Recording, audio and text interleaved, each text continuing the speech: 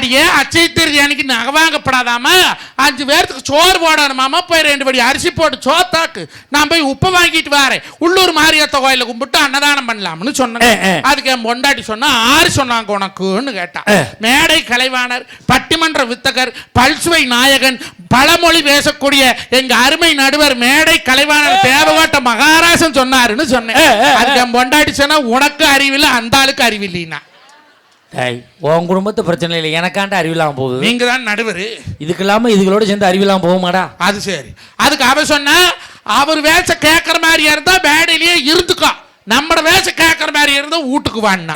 நமக்கு இருக்கிறது ஒரு பொண்டாட்டி. தம்பாட்டி நிப்பாட்டுங்க, இதுல கூட்டணி சேரப்படாதுப்பா. நமக்கு இருக்கிறது ஒரு பொண்டாட்டின்னு சொல்லக்கூடாது. உனக்கு தனி பொண்டாட்டி, எனக்கு தனி பொண்டாட்டி. அப்படியா? இது நம்ம கௌதமி, ஆமா. அது நம்ம ராணி, இது நம்ம அப்பு, இது நம்ம வாசுகி, இது நம்ம மொசக்குட்டி, இது எல்லாமே நாமளும் சொல்றோமே. அப்ப அதை மட்டும் நம்மளும் சொல்லக்கூடாதா?